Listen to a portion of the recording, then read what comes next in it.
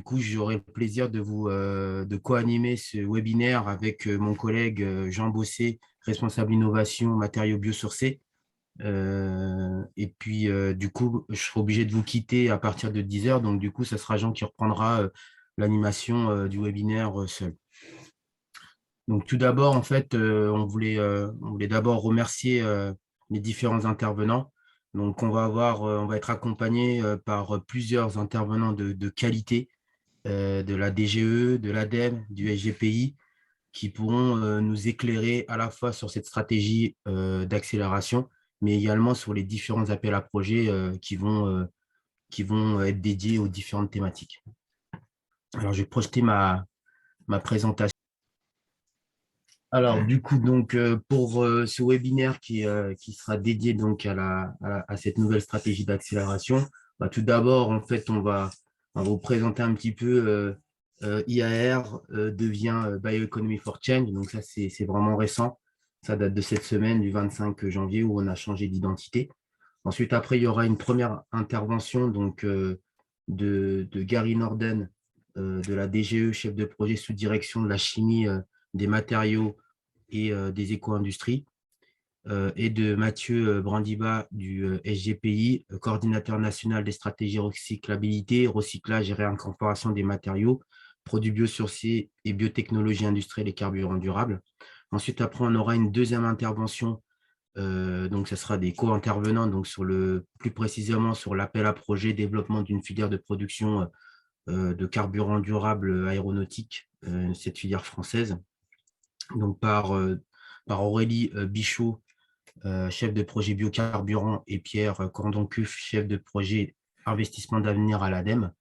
Ensuite, après, on aura deux autres présentations donc de deux autres appels à projets donc, qui seront co-réalisés par Nathalie Thibault-Fillon, chef de projet investissement d'avenir, et Grégoire David, chef de projet produits biosourcés à l'ADEME, donc à la fois sur l'appel à projet produits biosourcés et biotechnologies industrielles, et puis également sur un autre appel à projet industrialisation de produits et systèmes constructifs bois et autres bioressources et autres biosourcés. Pardon.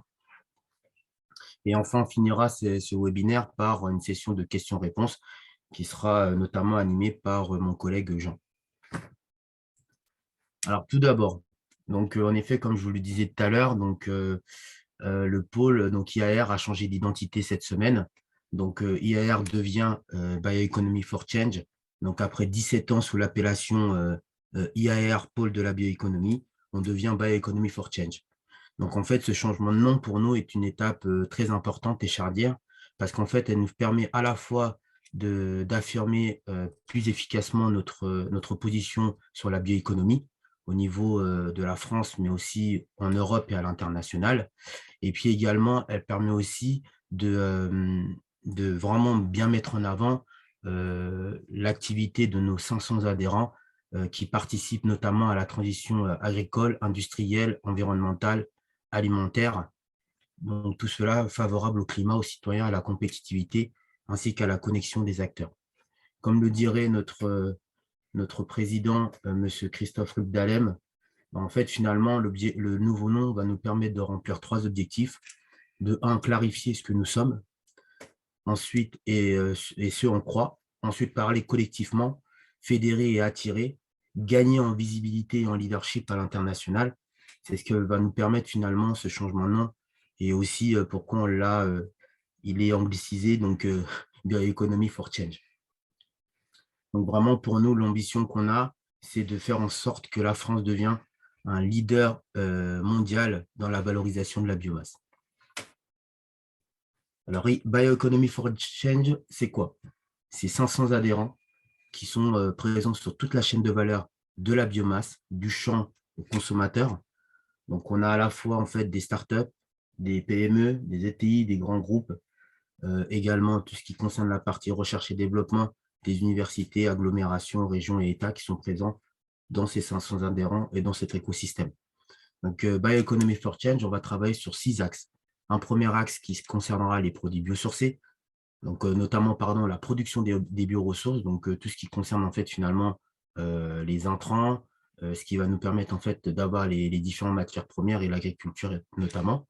Ensuite, après, on a un deuxième axe qui est dédié à l'alimentation humaine et animale, un troisième axe sur la chimie biosourcée, un quatrième sur les matériaux biosourcés, un cinquième axe qui est dédié aux bioénergies, et enfin un sixième qui est totalement transversal aux 5 premiers axes, qui est les procédés et les technologies.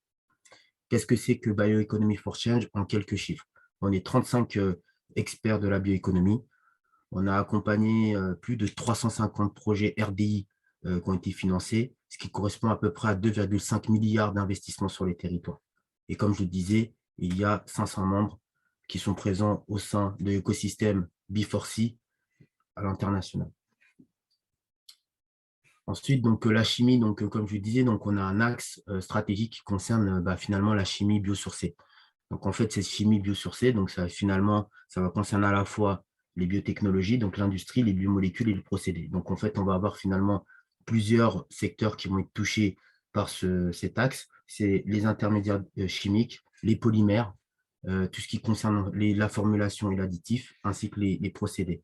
Et en fait, l'idée, ça va être finalement de réfléchir, de faire émerger des projets qui permettront en fait de développer des nouvelles molécules via soit des voies de procédés chimiques ou biotechnologiques qui permettront en fait finalement d'aller vers ces différentes applications que je vous ai citées, donc notamment la cosmétique, coating, détergents ou les produits phytosanitaires. Ensuite, après, on a les matériaux biosourcés. Donc, sur les matériaux biosourcés, on va à la fois travailler sur les propriétés qui sont spécifiques, tout le côté renouvelable, l'éco-conception, et puis aussi identifier des nouvelles filières. Donc, ça va concerner à la fois comment dire, les fibres biosourcées, les résines et les plastiques biosourcés, qui vont toucher différents domaines, les BTP, l'emballage, les mobiliers et décorations, le sport et loisirs, les textiles, ainsi que les transports. Donc, cette communauté est notamment animée par mon collègue Jean Bousset, qui co-anime avec moi ce webinaire. Ensuite, les bioénergies. Donc, les bioénergies, finalement, donc, qui est une communauté que j'anime. Donc, en fait, on va travailler finalement sur différentes filières. Donc, là-dessus, on va vraiment un peu à l'image des 2 autres communautés que je vous ai présentées précédemment. En fait, on va travailler de manière transversale pour faire en sorte que toutes ces filières travaillent ensemble et qu'on casse les murs qu'il y a entre les différentes filières. Donc, en fait, on a les filières bioénergie solide, les gaz renouvelables, donc l'hydrogène, le biométhane GNB et le syngas, les biocarburants liquides, donc les biocarburants conventionnels, les biocarburants avancés et les carburants durables pour l'aéronautique. Et puis également, on appelle les flux, donc chaleur et électricité. Et en fait, tout ça va également, on a une thématique commune qui est la décarbonation, mais cette thématique, elle concerne aussi que ce soit le domaine chimie biosourcée, biotechnologie industrielle, ou comme les matériaux, ou comme l'alimentation humaine et animale, ou la production de bioressources. Donc, l'idée, c'est de voir comment on peut stocker ou valoriser le dioxyde de carbone. Donc, je vais laisser la parole, du coup, à Mathieu et à Gary pour poser le contexte de la stratégie d'accélération. Merci. Donc, du coup, Gary et Mathieu, je vous laisse la main. Bonjour à tous, merci Mohamed. Mathieu Vandiba. Gary, si tu souhaites te présenter. Excusez-moi. Bonjour bonjour à tous. Donc, Gary Norden, donc, je suis chef de projet à la DGE, la Direction générale des entreprises du ministère de l'économie, des finances et de la relance. Donc, et j'interviens sur le sujet de la chimie biosourcée, des biocarburants, des biotechnologies industrielles depuis 2018, depuis septembre 2018. Et j'ai notamment été en charge donc, de mettre en place, de définir, mettre en place un plan d'action au sein de ce ministère visant à favoriser donc, l'essor de la chimie végétale et des biotechnologies industrielles. Et donc ce travail donc, auquel de nombreux adhérents d'ailleurs donc, du pôle IAR ont contribué a permis donc, de faire connaître donc, ce domaine de la chimie végétale et des biotechnologies industrielles voilà, au sein du ministère, de développer, donc, de mettre en place une feuille de route qui a progressivement mûri, maturé au sein de l'État et a permis de faire reconnaître donc, les produits biosourcés, les biotechnologies industrielles et les biocarburants parmi les marchés clés sur lesquels voilà, nous devrions concentrer un peu d'efforts d'investissement. Donc tout cela se concrétise aujourd'hui par la mise en œuvre d'une stratégie produits biosourcés, biotechnologie industrielle, carburant durable, qui a été donc annoncée par nos ministres en décembre dernier, et avec l'arrivée donc de nouveau coordinateur que je laisserai se présenter et qui sera donc le chef d'orchestre des différentes actions que nous allons vous présenter aujourd'hui. Je te cède la parole, Mathieu. Merci Gary, bonjour à tous. Mathieu Brandiba, je suis désormais coordinateur au secrétaire général pour l'investissement. C'est l'entité aujourd'hui qui, à l'interministériel, s'occupe notamment de gérer les plans d'investissement que l'État peut assumer. Parmi ces différents plans, il y avait donc eu le plan de relance. Il y avait des questions autour du programme des investissements d'avenir, son 4e volet. Aujourd'hui également des sujets, vous avez peut-être entendu parler, France 2030. L'émergence de cette stratégie a été décidée dans un contexte qui visait à identifier des secteurs prioritaires et de voir plus particulièrement lesquels avaient besoin d'un accompagnement, alors que ce soit essentiellement en termes de moyens, mais également en termes de coordination et cohérence, mise en cohérence d'un certain nombre d'activités et d'axes et d'études. Aujourd'hui, sur cette stratégie, qui a un nom relativement riche, on parle de produits biosourcés, de biotechnologie industrielle et de carburant durable. On a bien, je dirais, trois grands volets qui se coordonnent. L'objectif est assez large. On part de sujets relativement amont qu'on va vous décliner ensuite sur les questions de programmes de recherche et tout le continuum qui permet ensuite d'aller jusqu'à des problématiques d'accompagnement d'industrialisation. Et donc aujourd'hui, je vous propose d'aller plus en détail pour regarder le fonctionnement de cette stratégie et les outils. Je prends une seconde le temps que la page s'affiche pour vous expliquer aussi que ces stratégies sont relativement nombreuses. Il y en a près d'une vingtaine. Certaines ont déjà été annoncées. L'État travaille à préparer l'annonce de prochaines stratégies. Donc aujourd'hui, on est bien sur ce domaine des biotechnologies. À certains moments, je ferai écho à d'autres stratégies qui ont pu être annoncées pour vous expliquer un peu peut-être les zones d'adhérence qu'il peut y avoir.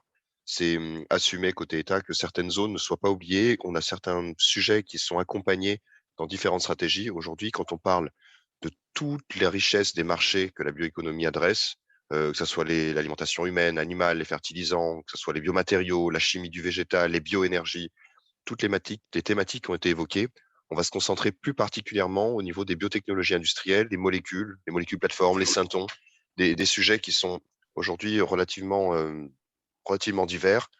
On n'ira pas sur le sujet du médical, qui fait partie d'une autre stratégie, et sur la question de l'utilisation plus particulièrement de sujets liés à l'alimentation ou aux cultures. C'est vrai que c'est un sujet qui peut être commun avec certaines stratégies qui ont des thématiques plutôt agricoles.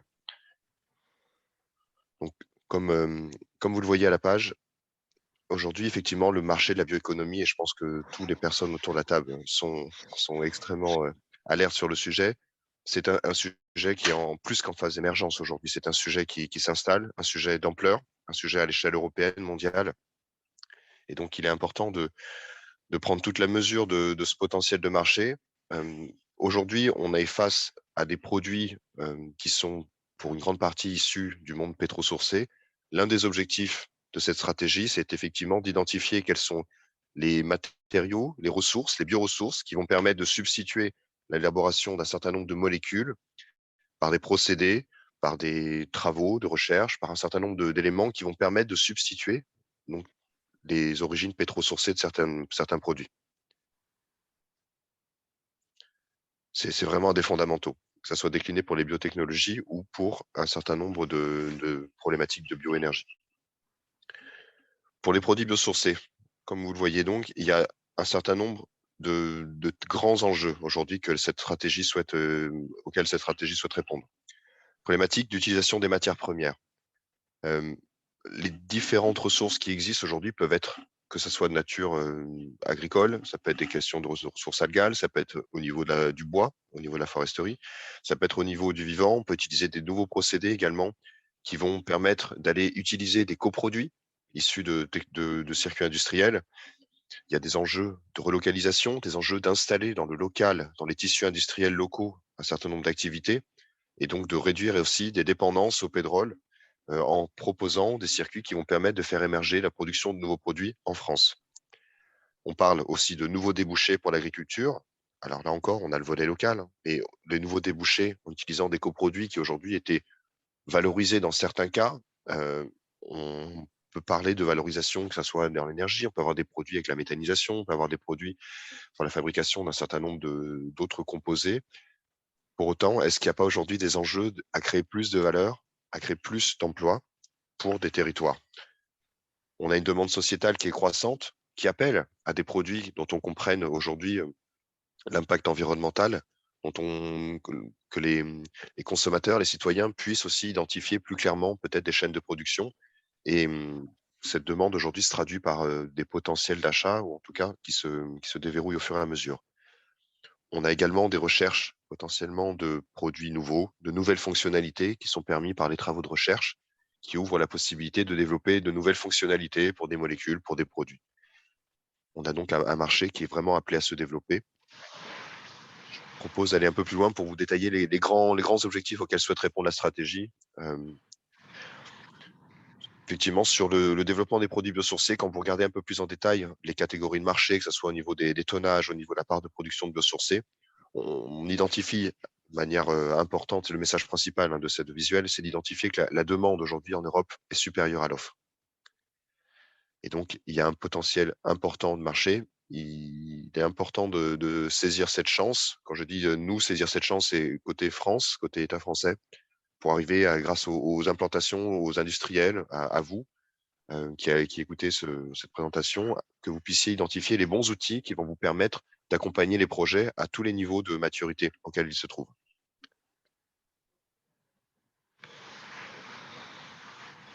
On a aujourd'hui un certain nombre de productions, comme vous pouvez le voir en termes d'outils. C'est des perspectives qui s'annoncent avec des rythmes de croissance qui sont plus que linéaires. Ça monte relativement vite. On a des problématiques d'importation aujourd'hui qui sont évidemment nécessaires. L'objectif n'est pas totalement de cesser ces importations, pas du tout, mais c'est de voir comment progressivement on peut développer en France des chaînes d'approvisionnement, des chaînes de développement, des chaînes logistiques qui vont permettre de localiser, relocaliser un certain nombre de problématiques.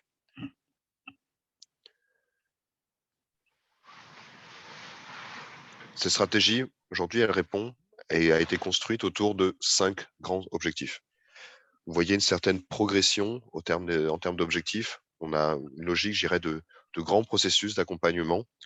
Ces stratégies, elles sont destinées à apporter une forme de cohérence à un certain nombre d'actions qui ont pu être entreprises en termes de travaux du plus amont au plus aval sur un plan de la maturité des projets. Du plus amont jusqu'au projet de recherche, on parle de faire émerger aujourd'hui. On parle de consolider l'émergence d'acteurs et d'offres au niveau des molécules, des matériaux. On parle d'optimiser l'utilisation des ressources. Là, c'est un grand je dirais, volet plutôt amont qui va permettre de continuer les travaux qui sont déjà engagés. Ensuite, on a un axe de déploiement. Aujourd'hui, on sait que ces biotechnologies restent chères, souvent sont, dans certains cas, avec des problématiques de compétitivité par rapport aux pétrosourcés. Cette compétitivité, elle est évidemment fluctuante en fonction du prix du baril. Pour autant, on sait qu'il y a des molécules pour lesquelles la compétitivité est plus qu'avérée parce que les fonctionnalités, parce que l'intérêt environnemental est extrêmement marqué. Et donc, il faut pouvoir quand même accompagner le déploiement de ces autres molécules qui rencontrent des difficultés ou des problématiques d'optimisation technico-économique. On a également la question de préparer demain, tel qu'on l'a appelé. L'objectif, c'est de renforcer le socle scientifique. On doit essayer d'accompagner et d'identifier les ruptures, accompagner les acteurs qui vont proposer ces ruptures, et au niveau européen, être identifié en France comme un acteur qui propose, un acteur moteur pour ce secteur. On a un quatrième axe qui est l'objectif, c'est inciter et valoriser. La commande publique est un levier. On a l'émergence encore des normes et des labels qui vont nous permettre de marquer certains marchés, de proposer des cadres qui vont être plus favorables à la protection de l'environnement, plus favorables également aux entreprises françaises qui auront su développer et tirer parti de ces normes. L'objectif, c'est également pour les carburants durables, un secteur qui est appelé à croître de manière très importante, une mise en place de dispositifs qui vont permettre de développer les marchés qui vont concerner dans un premier temps essentiellement le secteur de l'aéronautique. Accompagner également les CSF. Les CSF sont les comités stratégiques de filière, une émanation du Conseil national de l'industrie. Et donc, les CSF ont vocation à regrouper des industriels pilotés par je dirais un pilotage conjoint avec un industriel en leader de son secteur généralement, et également la direction générale des entreprises qui anime ces comités de filière. Et en objectif 5, c'est une adéquation à identifier entre les problématiques de compétences, de ressources humaines sur les secteurs qui vont mobiliser tous les enjeux évoqués, et de l'autre côté, les offres de formation qui existent et qui sont appelées à être développées ou à être en tout cas bien identifiées pour permettre à toute la profession d'accompagner les personnes qui souhaiteraient les rejoindre. Je repasse la parole à Gary pour la présentation du premier objectif. Oui, alors donc le premier objectif, hein, donc, qu'a souligné Mathieu, donc c'est de consolider l'offre et de faire émerger une offre française, consolider les acteurs et faire émerger une offre française compétitive. Le premier levier à actionner est celui de l'innovation. Donc la stratégie, elle entend poursuivre hein, donc le soutien à l'innovation hein, qui a été réalisé, effectué dans le domaine de la chimie du végétal, des produits biosourcés, des biocarburants depuis un peu plus de 10 ans maintenant. Et donc, elle va le faire donc, pour favoriser le développement de produits biosourcés, qu'il s'agisse d'une approche drop-in. Dans ce cas-là, l'enjeu sera de développer donc, des molécules aussi compétitives, aussi performantes que nos homologues pétrosourcés, ou elle visera également à favoriser l'innovation pour produire de nouvelles molécules avec des fonctionnalités nouvelles qui créeront, voilà, qui trouveront des nouveaux marchés. Quelle que soit donc l'approche choisie, une priorité sera apportée à la valorisation multiple de la biomasse, au développement notamment de procédés en cascade afin de maximiser la valorisation de la biomasse, de développer des synergies entre différents domaines d'application, par exemple entre les biocarburants et la chimie notamment. Donc c'est vraiment cette valorisation multiple qui c'est vraiment donc, un point d'attention puisqu'elle permet aussi de faciliter la résolution de l'équation économique hein, des produits biosourcés. Donc l'objet visé, c'est notamment le développement de bioraffineries. Hein, c'est également une priorité au niveau européen. De mémoire, donc la stratégie bioéconomie européenne s'était fixé un objectif de plusieurs centaines de bioraffineries à déployer en Europe. La stratégie nationale entend bien contribuer à l'atteinte de cet objectif en soutenant l'innovation et notamment des briques technologiques, des projets de briques technologiques de démonstrateurs pour développer, des procédés. Et cette action, la première action, cette action fait notamment l'objet de l'appel à projet produits biosourcés et biotechnologie industrielle qui a été publié le 14 janvier et qui vous sera donc détaillé après par l'ADEME. L'autre action porte sur la biomasse. Il y a un enjeu à sécuriser l'approvisionnement en biomasse, puisqu'il s'agit de l'un des principaux postes de dépenses hein, des industries biosourcées. L'approvisionnement suffisant en quantité et en qualité, c'est un facteur de résilience hein, des projets industriels. Donc, il faut donc anticiper cet approvisionnement. Et donc, il y a donc un enjeu aussi à aller exploiter, transformer des biomasses, enfin trouver des nouveaux gisements et valoriser de nouveaux gisements de biomasse qui sont aujourd'hui peu ou pas exploités. de manière à ce que les modèles économiques aussi des industries biosourcées soient plus viables et que les projets soient plus compétitifs. C'est également donc cet objectif de valoriser des biomasses qui sont peu exploitées est l'un des axes de l'appel à projet de l'appel à projet produits biosourcés et biotechnologie industrielle qui vous sera présenté par l'ADEME. Il est également nécessaire d'améliorer notre connaissance des gisements de biomasse qui sont mobilisables sur notre territoire.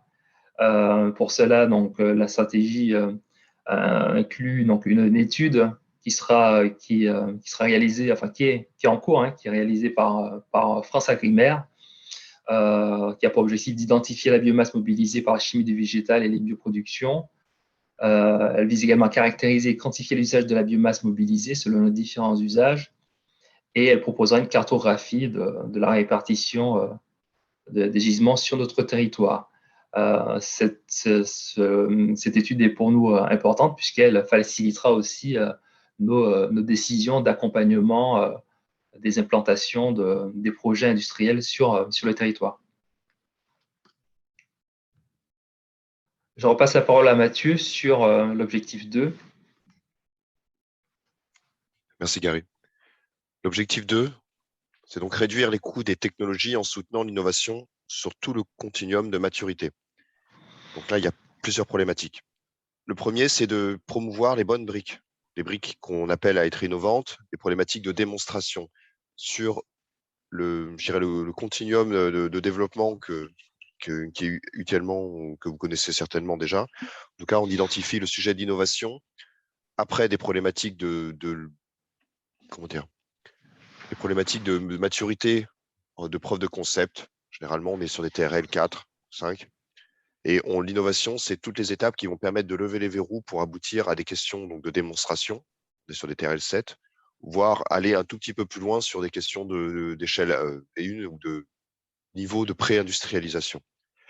Toutes ces problématiques, que ce soit sur l'optimisation de procédés, sur la consommation d'énergie, sur la question de productivité et de qualité, on est sur l'action démonstrateur. Et cette action démonstrateur, aujourd'hui, elle fait l'objet d'une convention entre l'État et différents opérateurs. Et aujourd'hui, effectivement, sur cette stratégie, c'est l'ADEME qui nous accompagne, qui accompagne cette stratégie en proposant différents outils qui vous seront présentés juste après la présentation de cette stratégie. Des enjeux de maintien des performances lors de la montée en échelle. Quand on parle de procédés, vous savez certainement, et mieux peut-être, je dirais par vos expériences, que ce qu'on peut identifier comme le verrou au niveau de la chimie fine, au niveau de la conception des procédés, doit être éprouvé quand on change d'échelle, que ce soit pour des questions de maintien de la performance et du rendement de certains procédés, quand on doit lever des verrous de financement, quand on doit lever des verrous de conception et d'agencement d'usines qui peuvent parfois être relativement complexes. L'objectif justement de la stratégie, c'est de proposer les bons dispositifs qui vont permettre d'accompagner et de soutenir ce déploiement. Ça va passer par un certain nombre d'appels à projets, ça peut passer par des moyens également financiers qui sont proposés avec différents outils d'accompagnement. Alors, soit c'est de l'aide qui est octroyée au projet, soit ça peut être également des dispositifs de prise de participation qui sont par des dispositifs, par des organismes que l'État a dotés de fonds. Vous voyez par exemple le fonds Ecotech, ADEME Invest ou le fonds SPI, alors avec des subtilités que je vais vous évoquer juste après. L'objectif également, c'est d'accompagner les projets en phase de pré-industrialisation. La pré-industrialisation, c'est tous les éléments qui vont permettre de dérisquer les problématiques pour un lancement à grande échelle, que ce soit sur la construction et l'investissement dans des sites de production. Sur les questions je dirais, vis-à-vis de l'échelle européenne également, on a le volet, le fonds propre, qui est un levier important. Alors, les fonds Ecotech, ADEME Invest et fonds SPI, avec des petites nuances, comme je disais, le fonds ADEME Invest est plutôt sur les problématiques d'infrastructure, à voir dans quel cadre, effectivement, ça peut être utilisé pour cette stratégie, et le fonds SPI, qui est plutôt lié pour des premières industrielles. On a également des problématiques de mise en place d'alliances à ce sujet. Ce sont des sujets qui vont émerger au fur et à mesure dans les prochains mois, et également des problématiques pour des conditions nécessaires à la mise en place d'IPCEI. Les IPCEI sont des mécanismes de regroupement d'acteurs qui proposent chacun dans leur domaine des projets qui vont pouvoir être réplicables à l'échelle européenne. Et l'Europe pourra donc accompagner ces projets pourvu qu'ils puissent être réplicables et proposer donc ne pas proposer de problématiques de concurrence en permettant le développement de nouveaux procédés. L'ensemble de ces actions ont pour but donc de réduire le coût des technologies et de s'assurer qu'elles pourront rapidement trouver leur place sur des marchés. Pour l'objectif 3 de cette stratégie, préparer les technologies de demain. Je continue à avancer, le fichier a peut-être un tout petit peu de latence. Aujourd'hui, pour préparer ces technologies, il y a donc un sujet d'élaboration d'un PEPR. Ce qu'on appelle un PEPR, Gary, tu me dis que tu confirmes que tu as bien lancé Oui, la page. Pas de c'est souci. lancé. Pas de souci. L'élaboration d'un PEPR, c'est un programme et équipement prioritaire de recherche. C'est un programme qui est donc géré aujourd'hui par l'Agence nationale de la recherche, qui est l'opérateur délégué pour la gestion de cet outil. Les PEPR sont des programmes qui visent à accompagner l'ensemble des travaux que peuvent mener les organismes de recherche publics, également la recherche privée, autour de grands axes. On a 5 axes principaux qui ont été identifiés pour ce programme équipement prioritaire de recherche de la stratégie biosourcée. Parmi les premiers axes, on a les questions de compréhension des biomasses à transformer. Bien identifier et caractériser finement les contenus et les propriétés des molécules de ces biomasses. On a un deuxième axe sur la compréhension des systèmes biologiques à mettre en œuvre. Aujourd'hui, c'est identifier comment est-ce que les différents systèmes, donc que ce soit les systèmes biologiques, les systèmes agricoles, les systèmes d'interaction entre ces différentes chaînes de production de ces molécules, comprendre comment ces différents systèmes interagissent entre eux et permettent de produire et de sécuriser les molécules qu'on souhaite. On a également la définition, au troisième axe, et le développement de schémas de transformation de la biomasse. L'objectif, c'est de définir de nouveaux procédés, identifier, alors que ce soit au niveau, par exemple, des procédés mécaniques, des procédés chimiques, des procédés de fermentation, des procédés enzymatiques, des procédés bactériens. Il peut y avoir comme ça un certain nombre de recherches et de procédés qui sont visés. On peut aller jusqu'à l'accompagnement et le déploiement dans les concepts de bioraffinerie. Regarder également l'optimisation des procédés lorsque le rendement est considéré comme un facteur clé de succès et qu'il faut l'optimiser. En quatrième axe, on a la problématique de développement des outils analytiques et numériques. Tous les outils aujourd'hui qui se permettent d'accompagner dans d'autres secteurs, finalement, faciliter la mise à l'échelle, faciliter la recherche, la cartographie d'informations, faciliter la mesure, les capteurs, un certain nombre d'outils qui vont permettre de démultiplier finalement l'efficacité et la valeur des molécules qui sont produites. Le cinquième axe concerne toute la question autour du développement durable, l'impact environnemental et également la problématique de l'acceptation sociétale. Aujourd'hui, ça n'est pas neutre d'envisager de soit reconvertir certains usages ou certains sols, certaines zones de production, d'envisager de reconfigurer certaines chaînes de production de matériaux. Évidemment, ça peut avoir un impact sur l'emploi dans certains secteurs, le but étant que ça soit plus vertueux au final pour l'environnement et qu'il y ait des retombées économiques et d'emploi pour les territoires dans lesquels ces projets seront développés. On a, avec cette problématique de préparer les technologies de demain, un deuxième axe qui vient accompagner donc les sujets de maturation, de valorisation de la recherche. C'est la suite du PEPR.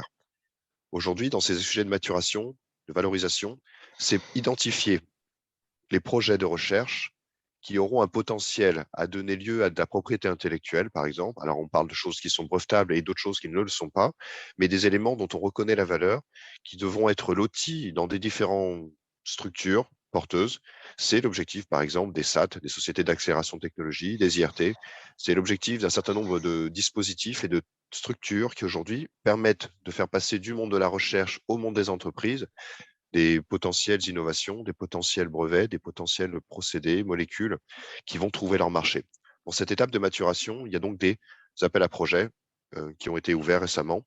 Un premier élément de relève, je pense qu'aujourd'hui, ça concerne peut-être quelques acteurs, mais c'est important d'en parler parce que demain, ça peut être des sujets à suivre, en tout cas, et identifier quels sont de potentiels futurs partenaires. Je suis désolé, ma voix est un peu cassée aujourd'hui, j'essaie de parler le plus clairement possible.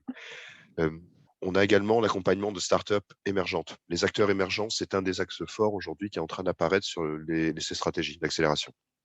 Par acteur émergent, la définition sera prochainement précisée plus clairement par l'État. Ce sont ces acteurs qui aujourd'hui se développe, on se distingue un tout petit peu de la notion de start-up. On a des acteurs qui vont avoir un potentiel important de développement. On a également les problématiques d'accompagnement de la recherche partenariale. Les projets qui sont souhaités, visés, sont des projets que vous allez développer vous, également partenaires avec d'autres partenaires industriels ou des partenaires académiques de recherche. Tous ces types de projets, toutes ces configurations sont possibles. Je me permets de réagir, compléter un point sur notamment l'axe, le cinquième point concernant le PEPR, c'est-à-dire le développement durable, enfin l'enjeu sociétal. Je n'ai peut-être pas précisé précédemment, mais donc en fait, il y a une volonté dans le contexte actuel, une volonté politique d'accompagner toutes les entreprises, enfin les projets plus généralement qui développent des solutions pour la décarbonation de notre économie, pour la transition écologique. Donc l'État met en place tout un ensemble d'outils pour accompagner tous les porteurs de projets dans ce domaine. Et donc, c'est un pilier important de la stratégie, que ce soit que cela a été pour France Relance et cela encore plus dans France 2030. Donc, ça veut dire que dans les actions que nous lançons, qu'il s'agisse des appels à projets voilà, qui produits biosourcés, biotechnologies industrielles, ou dans le cadre du PEPR ou dans d'autres actions. L'évaluation environnementale des projets est aussi importante que l'évaluation technico-économique. Donc, c'est notamment dans le cadre de l'appel à projet produits biosourcés, biotechnologies industrielles. Donc, il est attendu des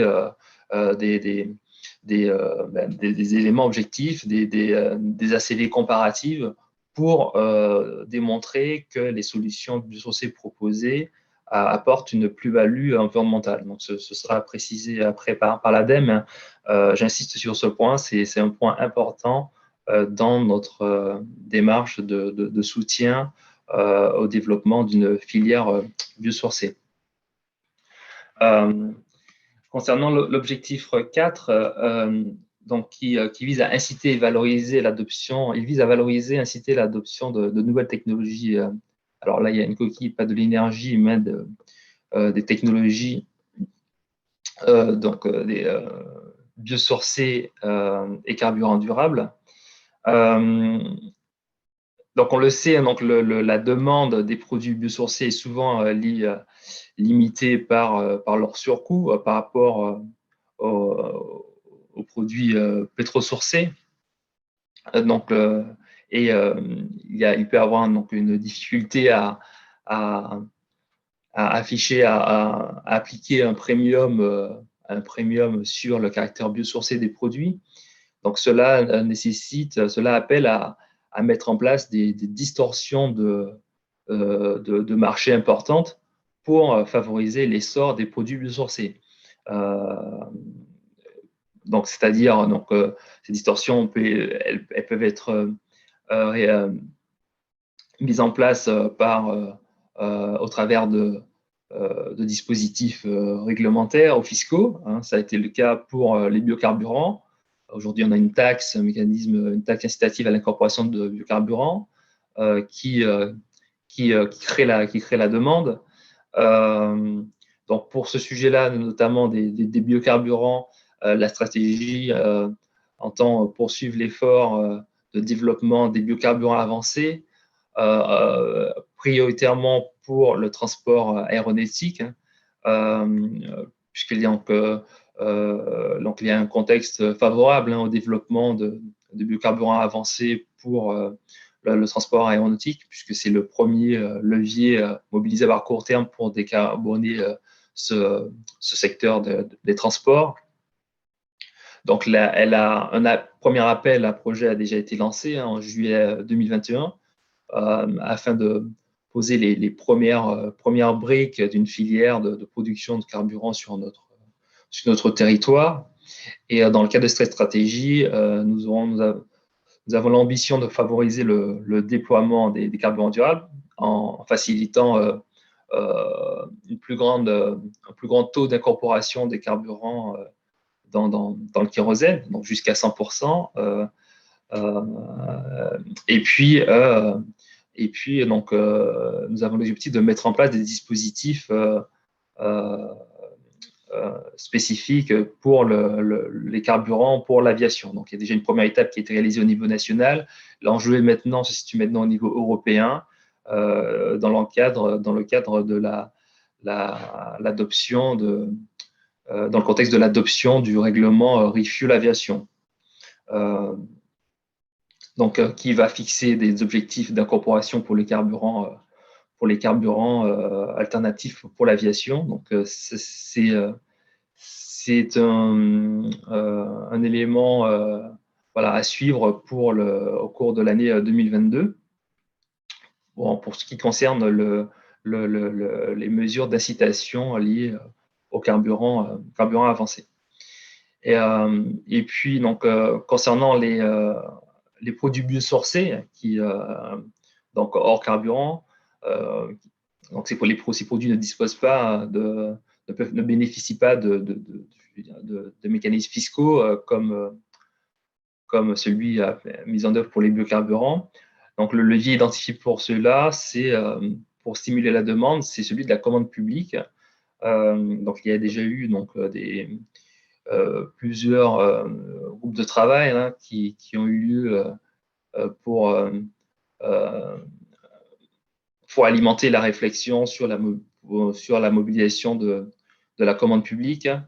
Les axes de travail qui ont été identifiés sont donc la mise à disposition d'outils de la décision des acheteurs publics, puisque donc, le constat qui est fait, c'est que donc, il y a un besoin d'améliorer la connaissance la connaissance des offres de produits biosourcés, et notamment dans un contexte où dans un contexte réglementaire, là, cette fois-ci, qui oblige les acheteurs publics à prendre en compte les caractéristiques environnementales des offres. Donc, il y a notamment des obligations spécifiques qui devront être respectées dans le domaine du bâtiment, en prenant notamment en considérant notamment une certaine part de matériaux biosourcés. Donc, ça veut dire que plus généralement, il faut faire connaître l'offre des produits biosourcés de manière à ce que les acheteurs publics puissent intégrer dans leur cahier des charges des critères d'attribution plus spécifiques aux produits biosourcés. Donc, donc la stratégie entend proposer des outils d'aide à la décision, promouvoir des outils tels que l'agrobiobèse, qui a été mise en place par votre pôle, IAR, enfin B4C maintenant. Donc, vous avez déjà posé une première pierre pour cela. Donc, le travail qui reste à faire, c'est de lancer une expérimentation pour développer davantage ce type d'outils de manière à promouvoir les produits biosourcés auprès des acheteurs publics. Ensuite, les produits biosourcés peuvent être confrontés à des verrous réglementaires. Donc, c'est un sujet qui nécessite encore d'être exploré davantage, puisque donc, pour être en mesure de modifier la réglementation ou modifier la manière d'appliquer la réglementation, il est nécessaire de préciser donc les verrous, les dispositions réglementaires qui ne sont peut-être pas adaptées à certaines solutions biosourcées. Pour cela, donc, ce qui est envisagé, c'est donc de lancer des prestations, de permettre en tout cas aux porteurs de projets de faire un diagnostic réglementaire. Les prestations de diagnostic réglementaire des prestations de diagnostic réglementaire sont proposées par BPI France dans le domaine du biocontrôle. Donc aujourd'hui, dans le cadre de cette stratégie, BPI France va va étudier voilà, dans quelle mesure, comment proposer ce type de diagnostic aux porteurs de projets de manière à ce qu'ils puissent anticiper les démarches administratives, réglementaires qui représentent un coût significatif, notamment pour les startups et les PME. On parle d'études réglementaires, enfin de constitution de dossiers d'autorisation de mise sur le marché qui peuvent représenter un ordre du million d'euros. Donc, il y a un enjeu à faire ce diagnostic suffisamment en amont du processus d'innovation de manière à anticiper cette démarche et identifier éventuellement les verrous, les difficultés réglementaires qui peuvent appeler à une intervention de notre part pour faire évoluer la réglementation. Ces différents travaux seront bien sûr menés en concertation avec les différents organismes, donc les pôles de compétitivité tels que le vôtre, et puis également donc, les CSF que nous animons. Merci Gary pour l'objectif numéro 5. Je vois également que le temps tourne. Je vais essayer d'accélérer un tout petit peu pour laisser du temps à la présentation des appels à projets. L'objectif 5, créer et renforcer les formations répondant aux enjeux du développement des produits biosourcés et des carburants durables. Aujourd'hui, on a donc un appel à projet qui est ouvert, qui a deux principaux axes. L'objectif, c'est d'identifier dans un premier temps les études par des consortiums d'acteurs du monde de la recherche, du monde de la formation, du monde de l'éducation. Identifier donc via des études, les dispositifs, les formations qui sont déjà existantes, d'un côté. On a ensuite la possibilité d'accompagner également, avec ces appels à projets, les mises en place des formations qui vont être donc nécessaires. Ça va du bac-3, ça peut aller jusqu'au bac+8. C'est d'identifier à chaque fois les besoins qui vont être nécessaires sur des nouveaux métiers, sur des nouveaux procédés pour accompagner les futurs projets des industriels.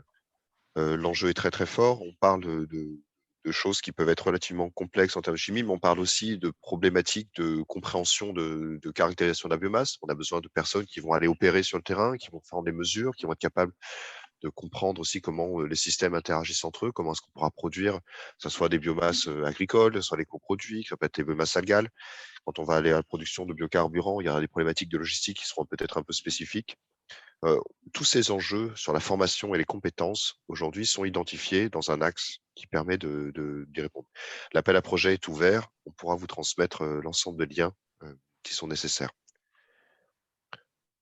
Pour conclure, je dirais les principaux éléments de la stratégie. Vous voyez affichés aujourd'hui les montants qui sont relativement significatifs. Tous les grands outils aujourd'hui du programme Investissement d'avenir et très prochainement le lien avec France 2030. On a donc 70 millions qui sont pour la dotation du programme programme et équipement prioritaire de recherche. Sur le volet de maturation ensuite et de valorisation de la recherche, 30 millions sont dédiés à l'accompagnement au programme de soutien. Sur le volet de la démonstration, qui va être plus particulièrement explicité après, on a 100 millions aujourd'hui qui sont dotés pour l'appel à projet, donc briques technologiques, démonstrateurs d'innovation. Ça, c'est pour le volet de la biomasse. Et quand on va ensuite sur la problématique du financement et du démonstrateur pré-industriel, il y a effectivement 150 millions avec 50 millions d'études et 150 millions qui sont liés à la préparation et l'accompagnement, surtout pour la problématique des biocarburants. Le soutien à la formation a un volet qui est doté de 20 millions. Le total étant de près de 370 millions sur les 2022-2025 et 50 millions qui étaient préparés pour 2021. Pour conclure, je dirais, si Gary, tu as un mot, je te repasse la parole juste après. Cette stratégie, l'objectif, c'est de garder une cohérence d'ensemble sur toutes les actions qui vont permettre d'aboutir à l'émergence d'acteurs, l'émergence de solutions, de projets, d'industriels, sur l'émergence de programmes de recherche, depuis l'amont d'une filière qui est déjà installée, mais qui va être amenée à grandir. Le marché attend aujourd'hui des solutions. La demande, on l'a dit, est plus forte aujourd'hui que l'offre. Et donc, il faut être capable de saisir ces opportunités. Merci pour votre écoute. Je donne la parole à Gary pour un mot de la fin. Et sinon, ensuite, ce sera nos collègues de l'ADEME qui vous présenteront les différents outils de volet démonstration. Non, mais merci Mathieu. Donc, je n'ai rien à ajouter. Je pense qu'il faut laisser du temps à la présentation des AAP. Ben, voilà, comme vous l'avez vu, donc la stratégie, en tout cas, elle couvre un champ assez large pour vous permettre de la recherche amont jusqu'au déploiement développer des solutions, en tout cas pour accompagner la transition écologique de notre économie. Alors, merci. Parfait, merci en tout cas, messieurs, effectivement, pour toute cette présentation et toute cette mise en contexte, effectivement, de ce support fort de l'État, effectivement, et de ses partenaires sur cette stratégie d'accélération. En tout cas, on vous propose du coup de passer effectivement aux appels à projets. Donc, je vais passer la parole et je vais donner la main à notamment Pierre Cardon-Cuve pour le partage d'écran, si ça vous va comme ça. Ouais, très Et bien. donc, Madame Aurélie Bichot, Monsieur Grégoire David et Madame Nathalie Thibault-Fillon donc, vont présenter à tour de rôle les 3 appels à projets donc, qui vous concernent. Donc, et on aura un moment de questions-réponses à la fin. Donc, on a vu qu'il y a déjà des questions et qui ont pu être posées.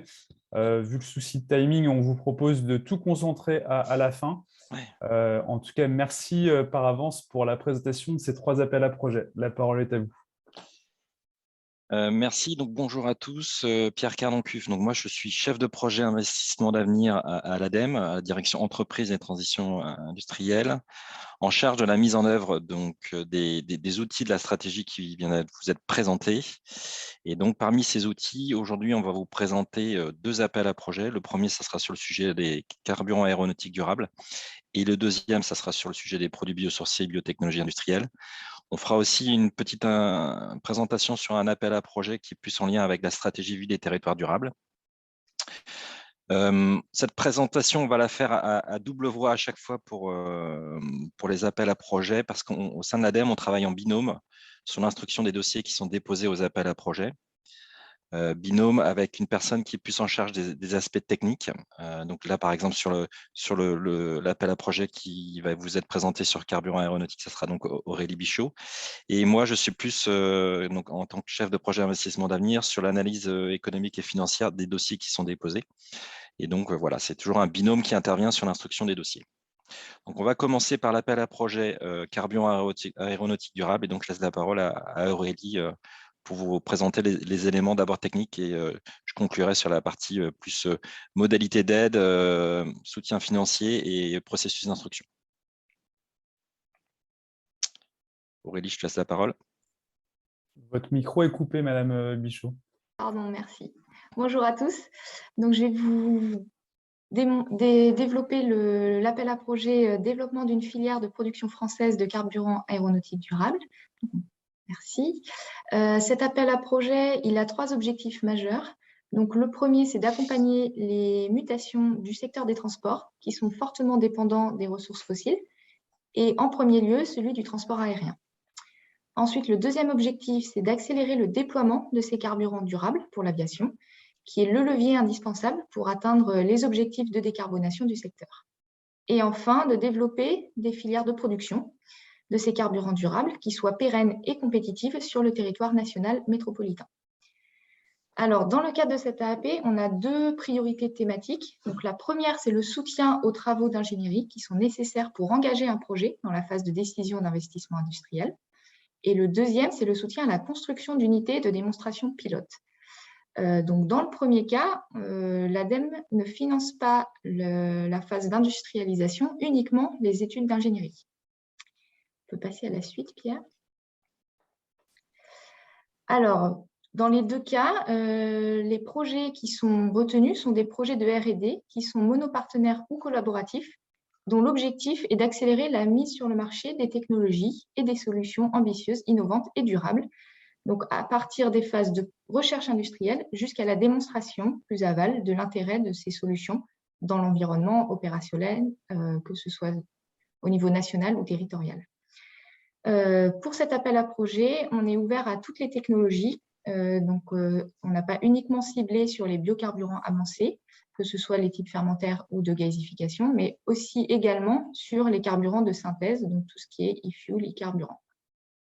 Ce sont des projets collaboratifs et pluridisciplinaires, avec une capacité de déploiement à grande échelle sur le territoire national.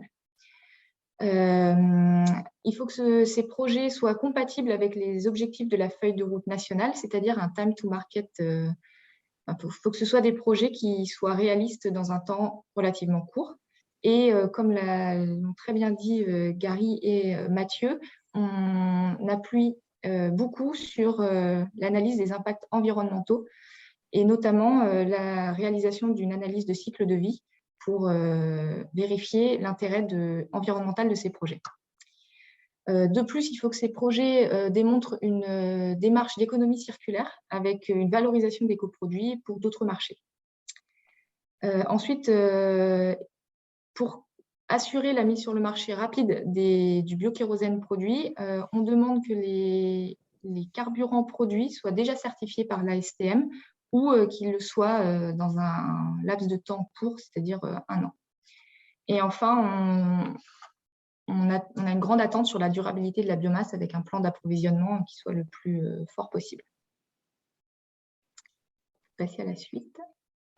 Alors, le thème 1, comme je disais, c'est le soutien aux travaux d'ingénierie qui sont nécessaires pour engager un projet dans la phase de décision d'investissement industriel. Alors, je ne vais peut-être pas tout détailler pour qu'on puisse aller au plus intéressant, mais donc ce thème vise à financer les études préalables à l'ingénierie de base. Donc, ce sont les études préliminaires et les études de conception qui vont permettre de prendre la décision d'aller en phase d'industrialisation. Donc, l'objectif, c'est de figer différents paramètres, notamment le périmètre du projet, la nature et la composition physico-chimique des matières premières, définir les équipements, valider les performances, s'assurer de la chaîne d'approvisionnement de la biomasse et identifier les sites de collecte de cette biomasse. Alors, je parle de biomasse, mais ça peut aussi être le cas pour le CO2 si on parle de e-carburant, par exemple. Voilà, on peut passer à la suite. Ensuite, le thème 2 vise à soutenir la construction d'unités de démonstration ou de pilotes pour commercialiser du biokérosène durable.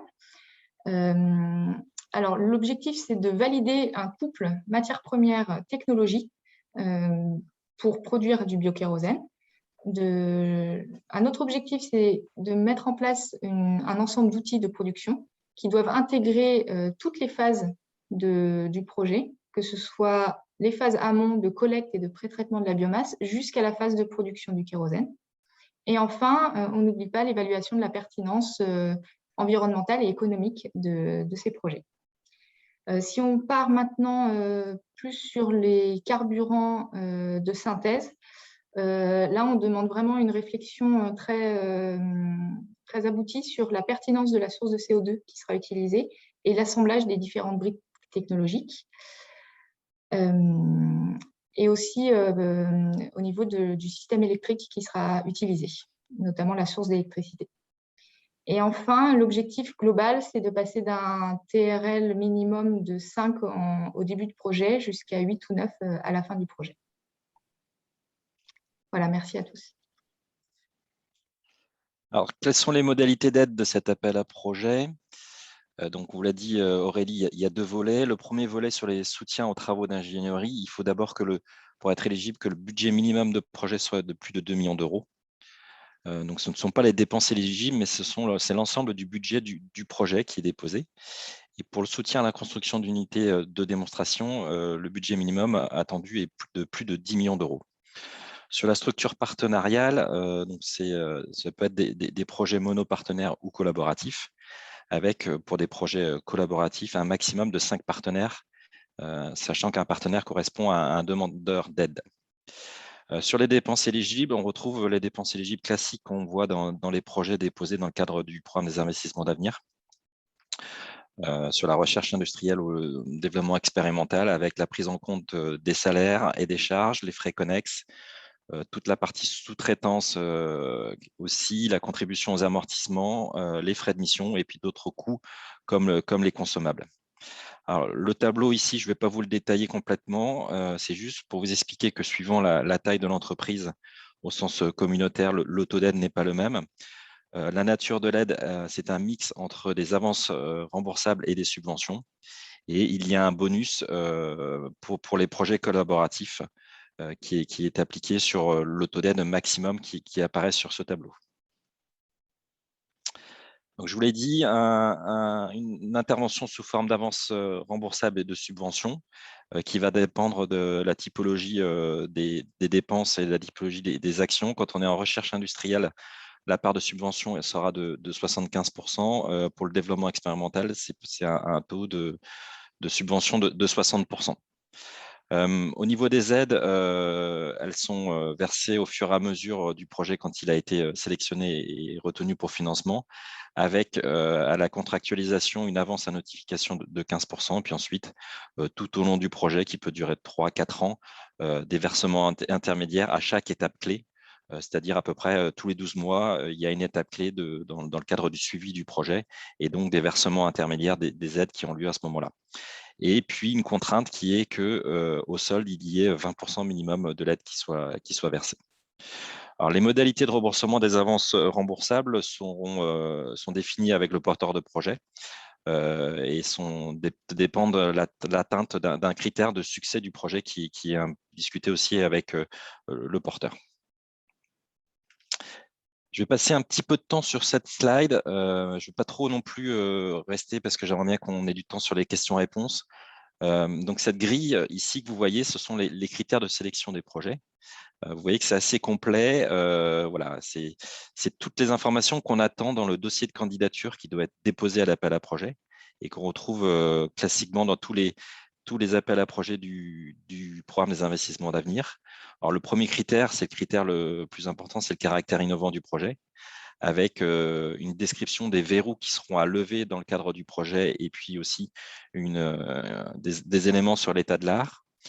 Le deuxième critère de sélection, c'est le montage du projet. Donc, bien présenter la gouvernance. Quel est le planning? Est-ce qu'il y a des jalons décisionnels tout au long du projet? On est sur un projet d'innovation. Il y a des risques dans la réalisation du projet. Quels sont ces risques et comment sont gérés les risques? Une description des coûts du projet et aussi une clarté de la rédaction. C'est aussi un point important d'avoir un dossier de candidature qui soit bien rédigé, assez synthétique. On ne veut pas non plus des dossiers de candidature qui soient trop longs.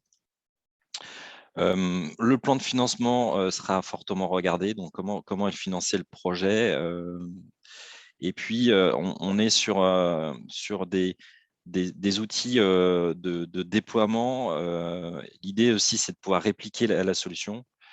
Généraliser la solution et donc quelle est la vision du porteur de projet sur cette généralisation de la solution. Donc, si on a un démonstrateur, quelle sera la suite dans le développement de l'entreprise une fois que le démonstrateur aura été mis en service et que les performances auront bien été validées dans le cadre du projet. Point très important, on est très attentif sur le modèle d'affaires qui est présenté dans le cadre du projet. Quel est le marché visé? Quel est le modèle d'affaires, le modèle économique? Donc là, sur le sujet des carburants aéronautiques, vous verrez dans le dossier de candidature qu'on attend d'avoir une vision, une stratégie, une vision du porteur de projet et puis des éléments technico-économiques sur le coût de production de la tonne de carburant, avec la mise en avant d'hypothèses qui permet de justifier comment a été atteint ce coût qui est présenté dans le dossier, et puis des éléments sur le plan d'affaires. Enfin, sur les impacts, il y a plusieurs niveaux d'impact. Il y a l'impact environnemental. Donc, comme vous l'a dit Aurélie, dans le cadre du projet, on attend la réalisation d'une analyse de cycle de vie, mais il y a aussi tout ce qui est impact socio-économique, avec la vision sur la création d'emplois ou le maintien d'emplois. Et puis, les bénéfices attendus du projet pour l'écosystème, que ce soit des bénéfices directs et induits. Voilà, tous ces éléments sont attendus dans le cadre du dossier qui va être déposé à l'ADEME. Alors, quel est le processus global de sélection des dossiers? On attend toujours à ce que le porteur de projet organise avec nous une réunion de pré-dépôt qui est basée sur une annexe spécifique du dossier de candidature, qui est l'annexe 2. Et cette réunion de pré-dépôt doit permettre de nous présenter le dossier de façon synthétique pour qu'on ait une idée de ce que vous voulez déposer comme dossier, qu'on puisse vous aiguiller et vous conseiller sur ce dossier de candidature pour qu'il soit le plus clair possible pour nous quand on le recevra. Donc, cette réunion de pré-dépôt doit avoir lieu un mois avant, au plus tard un mois avant la date de clôture de l'appel à projet. sachant que cet appel à projet clôture le 29 avril. Et donc, il faudrait que cette réunion de pré-dépôt ait lieu au plus tard fin mars. Alors, donc, une fois que cette réunion de pré-dépôt a eu lieu, le dossier doit être déposé sur une plateforme spécifique que je vous présenterai tout à l'heure. Et donc, il y a une étape de présélection et d'instruction qui va durer à peu près 3 mois. Et au bout de 3 mois, on vous donnera une décision de financement. Une fois que cette décision de financement est donnée et que donc le financement est validé, il y a une étape de contractualisation qui dure 3 mois. Et puis, il y a le premier versement, donc l'avance à notification que je vous ai présenté tout à l'heure, qui va avoir lieu à l'issue de la contractualisation. Et puis, il y a une étape de suivi du projet qui dure donc plusieurs mois, voire plusieurs années. Le projet est réalisé et une étape des étapes clés qui ont lieu à peu près tous les 12 mois, où on se rencontre avec les porteurs de projet pour voir comment avance le projet, quelles sont les difficultés qui sont rencontrées. Et il y a une étape de solde qui a lieu à la fin du projet. Donc, un dépôt pour une clôture finale 29 avril, une réunion de pré-dépôt qui doit avoir lieu donc 1 mois au minimum avant le dépôt final, donc au plus tard fin mars. Et donc, un dépôt qui se fait sur une plateforme spécifique qui s'appelle la plateforme Agir de l'ADEME, Agir pour la transition. Donc, on vous a mis le lien. Et des contacts que vous pouvez nous solliciter, donc les 4 personnes qui sont aujourd'hui connectées. Ici, pour l'appel à projet carburant aéronautique, je vous ai mis l'adresse mail que vous pouvez utiliser pour nous contacter et nous poser des questions. On vous répondra le plus rapidement possible. Voilà, il ne faut pas hésiter à nous contacter via cette adresse mail. On va passer sur un deuxième appel à projet qui est l'appel à projet produits biosourcés et biotechnologie industrielle. Et donc là, je vais laisser la parole à 2 autres collègues qui sont Grégoire David et Nathalie Thibault-Fillon. Oui, bonjour à tous. Donc, Nathalie Thibault, donc, je suis chef de projet à la direction entreprise et transition industrielle, donc sur les volets investissement d'avenir et plus particulièrement donc, sur cet appel à projet produits biosourcés biotechnologie industrielle. Et comme on le disait tout à l'heure, on fonctionne toujours en binôme. Et donc, sur cet appel à projet, donc, je travaille avec Grégoire David, que je vais laisser se présenter et démarrer la présentation. Oui, donc bonjour à tous. Grégoire David, je suis ingénieur produits biosourcés au service forêt, alimentation et bioéconomie. Et donc, on va maintenant vous présenter l'appel à projet produits biosourcés et biotechnologie industrielle. Donc, avant toute chose, on peut définir les termes qui rentrent dans le nom de cet appel à projet. Donc, les produits biosourcés, ce sont tous les produits qui sont partiellement ou totalement issus de la biomasse.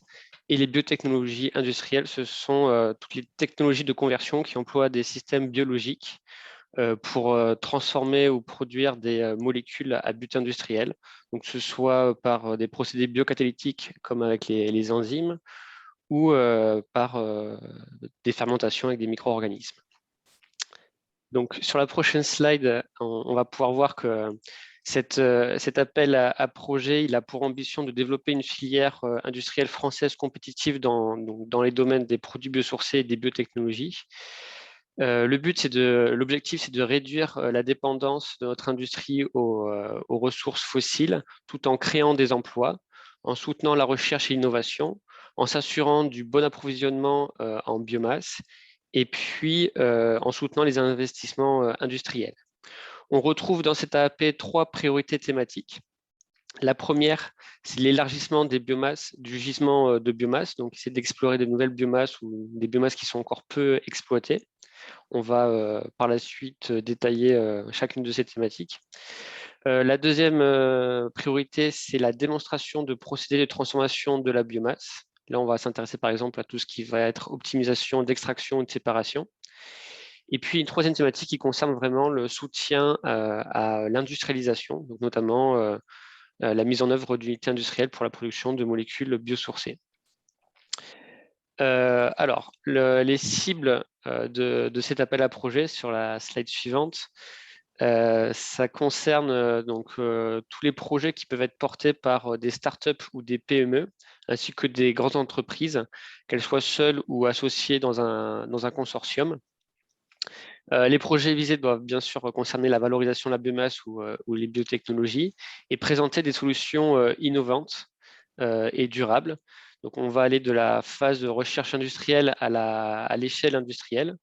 Et le but, ça va être vraiment de démontrer l'intérêt de la solution d'un point de vue technico-économique. Il faut que les solutions soient viables. Et puis aussi d'un point de vue environnemental, on va demander à ce que les impacts environnementaux soient documentés via notamment la réalisation d'une SAV comparative. Donc, on va comparer par rapport à une solution de référence, la plupart du temps pétro-sourcée, pour vraiment montrer la plus-value environnementale. Et puis, il y a également une attention particulière qui est demandée concernant l'approvisionnement en biomasse, donc tout ce qui concerne sa disponibilité, sa provenance ou les potentiels conflits d'usage.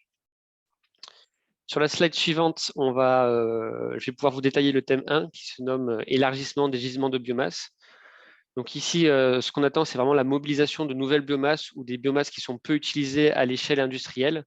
L'objectif, c'est d'avoir à disposition de la biomasse qui soit prête à être valorisée ou en tout cas des molécules issues de première transformation intéressantes pour la suite des procédés. En dessous, on va pouvoir voir une liste non exhaustive des matières éligibles. On cite par exemple les résidus, donc tout ce qui est sous-produits ou déchets. On pense par exemple aux biodéchets ou aux résidus de l'industrie agroalimentaire. On va soutenir les travaux de caractérisation physico-chimique de ces résidus pour mieux les connaître, pour après mieux les valoriser. Et également toutes les solutions qui vont consister à préparer ou à pré-traiter cette biomasse en vue de leur valorisation. On cite également les algues et les micro-algues en particulier pour l'identification, par exemple, de nouvelles souches, des systèmes de culture hybride qui pourraient associer ou coupler les avantages des photobioréacteurs et des bassins ouverts. Et on peut également penser à des procédés qui permettent de s'affranchir de certaines étapes, notamment les étapes de séchage, où on pourrait avoir des extractions en voie humide.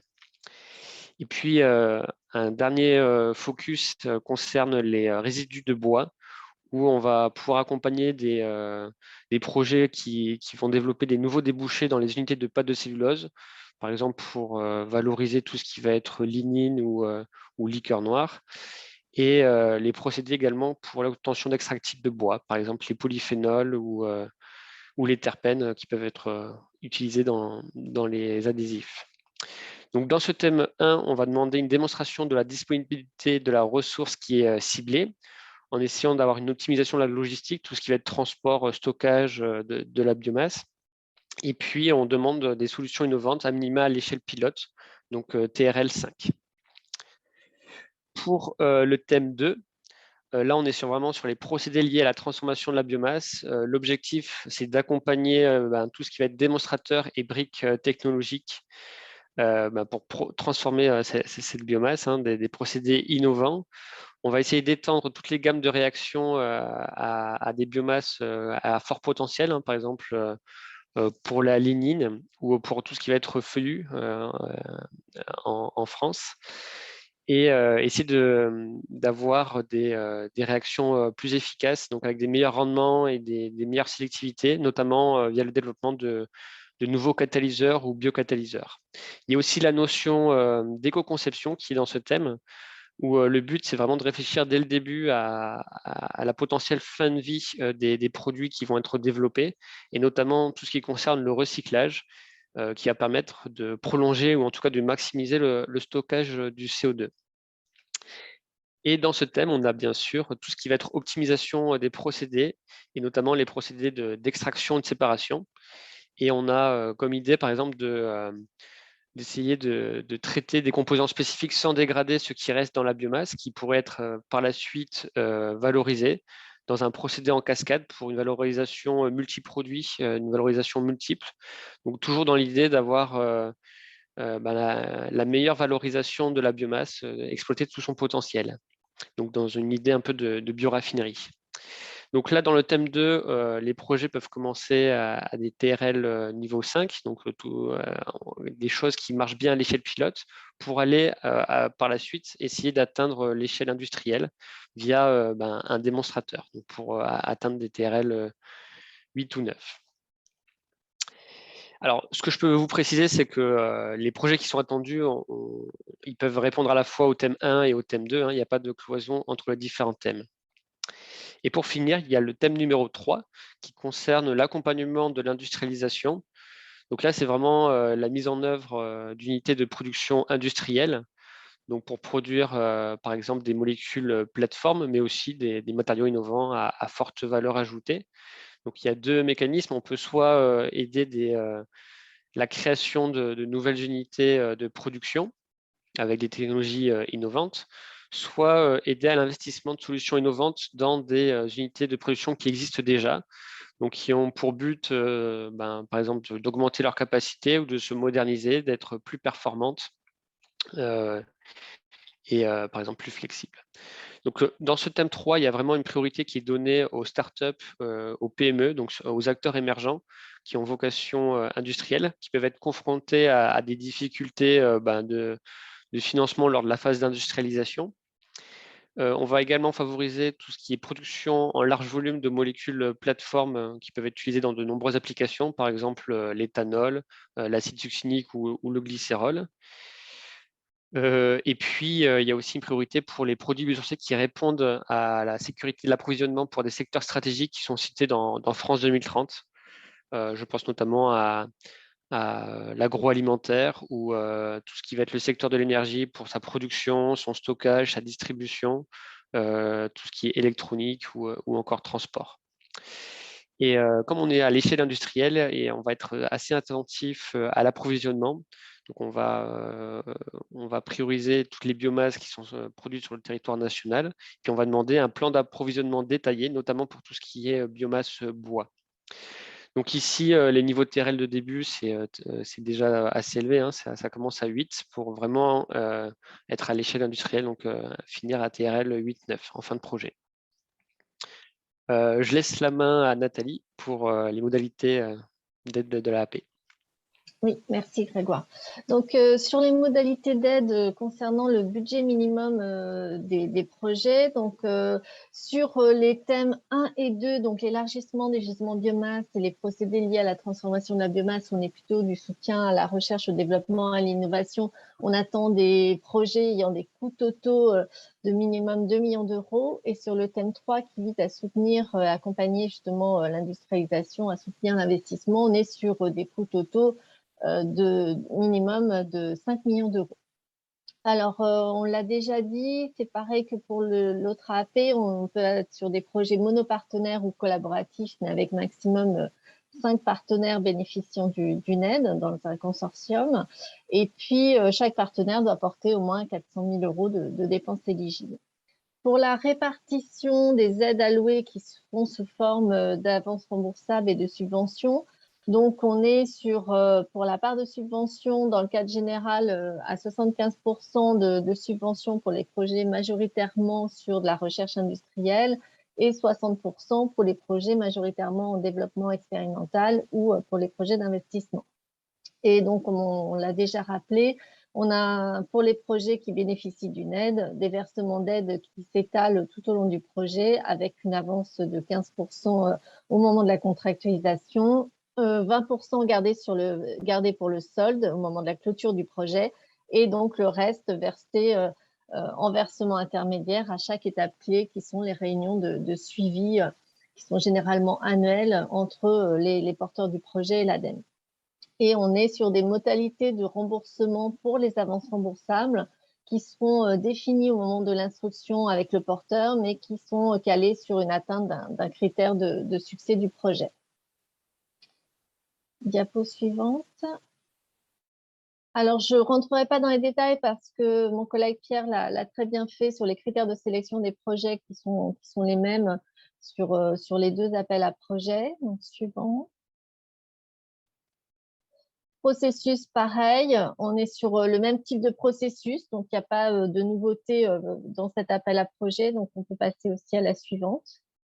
Et là, par contre, pour le dépôt, donc cet appel à projet qui a été ouvert mi-janvier, donc aura des clôtures tous les 4 mois environ, et il s'étend jusqu'au 15 janvier 2024, donc avec une ouverture longue de cet appel à projet.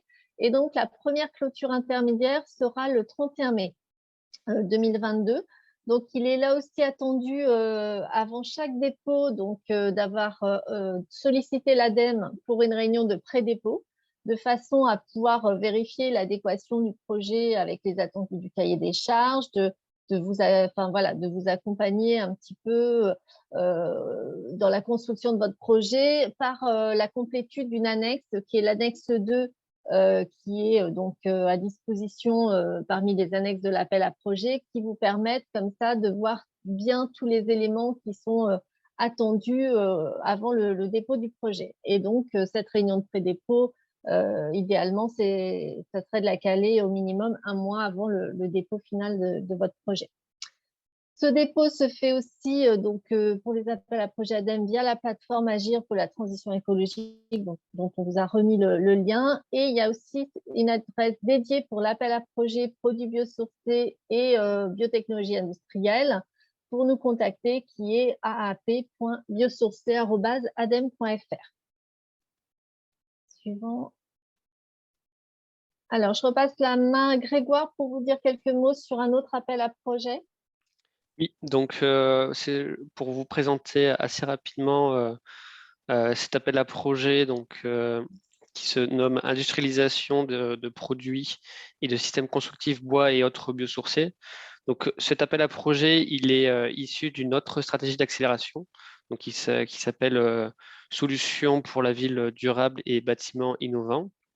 Donc on a jugé intéressant de vous le présenter aujourd'hui pour les adhérents du POLIR, ou plutôt Bioeconomy for Change, puisque ça veut concerner tous les produits biosourcés dans le domaine du bâtiment. Il est doté de 50 millions d'euros et il fait suite à un premier appel à manifestation qui a été clos en juillet 2021. Donc l'objectif de cet appel à projet, c'est soutenir la construction de bâtiments avec des produits bois issus des forêts françaises. Et donc pour les besoins du gros œuvre et des seconds œuvres. Donc gros œuvre, c'est tout ce qui va concourir à la solidité de l'édifice, par exemple les fondations, les poutres, le plancher. Le second œuvre, c'est tout ce qui va reposer dessus. Donc là, on parle d'isolant, de cloison, de revêtement. Et puis ce qui est ciblé également, c'est la préfabrication de ces éléments constructifs. La cible, c'est vraiment les entreprises de la filière du bois et puis dans une moindre mesure les filières du biosourcé. L'objectif, ça va être de répondre à la RE 2020, donc la réglementation environnementale pour les bâtiments neufs qui vraiment pousse à l'utilisation de produits biosourcés via notamment l'ACV dynamique. Et comme il y a une forte demande pour ces produits, voilà, cet appel à projet vise à répondre à cette demande. Alors, sur la typologie des projets attendus, on est toujours sur des procédés technologiques innovants. On peut avoir la création de nouvelles unités industrielles et puis également des investissements dans des unités de production existantes. Sur la slide suivante, on va pouvoir voir que ces projets, donc c'est de manière assez classique, ça peut être des projets monopartenaires ou au sein d'un consortium avec au maximum 5 partenaires. Le budget minimum de ces projets, c'est 2 millions d'euros. Et puis le but, c'est vraiment d'aboutir en 2023 à la mise en service industriel de ces projets. Donc, il y a plusieurs dates de clôture. La prochaine, c'est le 15 février 2022. Et puis cet appel-là, il va clôturer. La clôture finale sera le 14 octobre 2022. Le mécanisme pour le dépôt, c'est le même que pour les AP qu'on a déjà présentés. Il y a une réunion de pré-dépôt qui est demandée. Vous pouvez contacter l'adresse aap.bâtiment@adem.fr si vous avez des questions par rapport à cet appel à projet ou pour convenir d'une réunion de pré-dépôt. Et puis sinon, pour déposer tout ça, rendez-vous sur la plateforme Agir pour la transition. Voilà. Voilà ce que je pouvais dire par rapport à cet appel à projet. Alors, je vais juste finir très rapidement sur quelques liens et informations complémentaires et puis après on passera à la partie questions-réponses. 2 autres dispositifs qui sont opérationnels et portés par BPI France. Le premier, c'est le concours d'innovation avec la vague 9 qui vient de sortir et donc potentiellement des projets qui pourraient être financés, des projets portés par des PME, des projets monopartenaires pour des budgets entre 1 et 5 millions d'euros. Et puis l'appel à projet IDEMO avec un fonctionnement, lui, qui est au fil de l'eau pour des projets à budget supérieur de 2 millions d'euros pour les monopartenaires et collaboratifs à plus de 4 millions d'euros. Donc des projets qui pourraient potentiellement vous intéresser. Mais voilà, les sujets portés sur les produits biosourcés, voilà, faut déposer à l'appel à projet biosourcé. On se parle entre nous, opérateurs des investissements d'avenir. Donc, si jamais vous allez voir BPI, potentiellement, ils pourront aussi vous orienter vers nous si ça rentre bien dans le cadre de l'appel à projet ou des appels à projet qu'on vient de vous présenter. Une plaquette de communication que vous pouvez trouver sur le site de l'ADEME dans la partie médiathèque. D'ailleurs, je vous conseille d'aller sur cette partie médiathèque. Elle est vraiment bien faite, de mettre les mots-clés qui vous intéressent et de récupérer une mine d'informations qui est disponible dans cette médiathèque. Donc, l'ADEME publie régulièrement des guides, des résultats d'études, aussi des synthèses de projets R&D. C'est toujours très intéressant de pouvoir avoir à disposition ces informations. Donc, je vous conseille de vous connecter sur la médiathèque du site internet de l'ADEME. Et puis, des bilans thématiques qui sont sortis ces dernières années dans le cadre du PIA. Il y a une bonne dizaine de bilans thématiques qui sont sortis. Les derniers étaient sur le sujet, par exemple, de l'eau, la biodiversité, de l'agriculture et l'industrie éco-efficiente, où on présente les projets qui ont été financés depuis 2010, depuis le lancement du programme des investissements d'avenir, suivant les thématiques, avec une synthèse de ces projets. N'hésitez pas donc à les retrouver aussi dans la partie librairie du site internet de l'ADEME. Et puis, dernière information, donc on vous a parlé de la plateforme Agir. Agir pour la transition écologique, c'est la plateforme que vous utilisez pour déposer vos dossiers de candidature. N'hésitez pas à vous connecter dessus, à la fois en tant qu'entreprise, mais aussi de particuliers. Vous trouvez une mine d'informations. Pour les entreprises, vous avez l'ensemble des dispositifs de soutien d'aide qui sont disponibles sur cette plateforme. Donc, vous trouvez les appels à projets dont on vous a parlé tout de suite, mais vous trouvez aussi d'autres appels à projets qui peuvent être en lien avec plutôt la partie R&D sur les TRL qui sont plus amont. Vous avez aussi l'appel à candidature thèse qui est disponible. Donc, n'hésitez pas à vous connecter sur cette plateforme et à regarder un peu tout ce qui existe comme dispositif de soutien et qui peuvent vous aider dans le développement de votre activité. Merci pour votre attention et puis on va passer donc maintenant sur la partie questions-réponses. Merci en tout cas aux 4 intervenants. Effectivement, on peut voir aujourd'hui que effectivement les acteurs financeurs apportent quand même beaucoup d'éléments déjà de réponse et puis un certain accompagnement. Du coup, on vous propose si les intervenants sont encore disponibles pendant les 15 prochaines minutes, de vous adresser les différentes questions alors, il y a un certain nombre de questions qui ont déjà pu être répondues dans le chat. On les abordera rapidement. Je vais d'abord commencer par les questions qui sont assez rapidement, on va dire, résolvables, et puis après passer sur des éléments un petit peu plus précis. Première question, y a-t-il des appels à projets pour les biocarburants non aéronautiques ? C'était notamment pour Madame Bichot, si je ne me trompe pas, pour la question. Oui, alors pour le moment, on n'a aucune visibilité sur des potentiels appels à projets qui ne viseraient pas l'aérien. Très bien. Et j'en profite pour compléter, effectivement, pour l'instant, il n'est pas l'objet de l'ouverture d'autres appels à projets sur d'autres types de carburants que ceux destinés à l'aéronautique. On parle de stratégie d'accélération, enfin, dans le cas des stratégies d'accélération. Une question d'ordre général, des partenaires universitaires peuvent-ils participer à ces projets ? Complètement, oui. Vas-y, Mathieu. Je t'en prie. Non, c'est les réflexes. Sur la partie, on est vraiment sur des projets R&D, donc oui, des partenaires universitaires peuvent faire partie du consortium qui peut déposer un projet dans le cadre des appels à projets qu'on vous a présentés là. Oui. Sur les appels à projets de l'action démonstrateur, c'est effectivement possible d'avoir les consortiums. L'idéal, c'est quand même d'avoir des entreprises qui soient les coordinateurs, c'est-à-dire les moteurs des projets.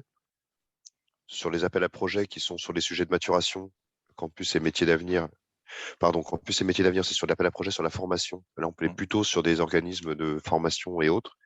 Donc, ça peut être effectivement des organismes de recherche qui veulent ou de formation et études. Sur les appels à projets de maturation, l'appel à proposition qui est aujourd'hui auprès de l'ANR, c'est essentiellement destiné à des organismes de type SAT, Institut de valorisation. Et sur les projets du PEPR, les actions les plus amont en termes de recherche, là, effectivement, c'est clairement destiné au monde de la recherche, que ce soit par contre privé ou public. Très bien, merci en tout cas pour vos deux réponses, enfin votre réponse conjointe.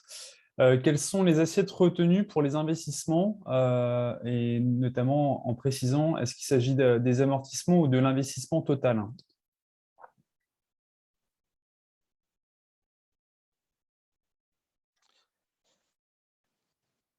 Alors, c'est une question qui est pas simple. On a mis dans le cahier des charges de l'appel à projet biosourcé. Alors, je pense que c'est cet appel à projet qui est visé, donc c'est le volet 3.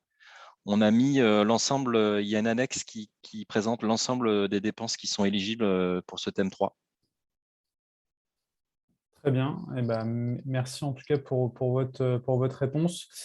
Je suis encore sur toute la partie, on va dire, administrative dépôt. Question qui revient assez souvent, hein, mais est-ce qu'on peut considérer des partenaires localisés à l'étranger? Alors, on essaye de favoriser les partenaires nationaux, mais si des partenaires étrangers sont indispensables parce que, par exemple, pour développer une technologie qui n'existerait pas sur le territoire national, en argumentant très précisément et en démontrant que c'est impossible sur le territoire national, ça peut être accepté. Je me permets peut-être de préciser juste le mot partenaire parce qu'il a un sens assez particulier dans les appels à projets démonstrateurs. Un partenaire, c'est un demandeur d'aide qui fait partie d'un projet à plusieurs porteurs et donc un consortium. Partenaire, c'est pas le sens courant qu'on peut avoir d'un acteur qui est partenaire au sens assez commun, qui travaille avec quelqu'un avec qui vous avez de l'expérience de travail.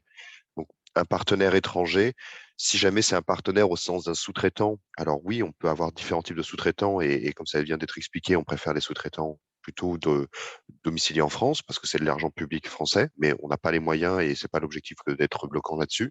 Par contre, pour un demandeur d'aide, il est nécessaire qu'il soit immatriculé en France. Ça, c'est indispensable. Mais ça peut être la Bien. filiale d'une entreprise internationale. Étrangère, oui. Parfait, merci en tout cas pour votre réponse. Alors après, il y avait une autre question. Est-ce qu'un cabinet de consultants compte-t-il comme partenaire? J'ai lu, on va dire, les questions les plus rapides et puis après, on va traiter les dernières questions qui, du coup, seront un petit peu plus précises et qui demanderont des réponses un peu plus, du coup, longues, j'imagine. Alors, sur le cabinet de consultants comme partenaire, on va pas dire non, mais comme on vous a indiqué dans la présentation, il faut quand même qu'il y ait, alors si c'est une grande entreprise, c'est 400 000 € de dépenses minimum.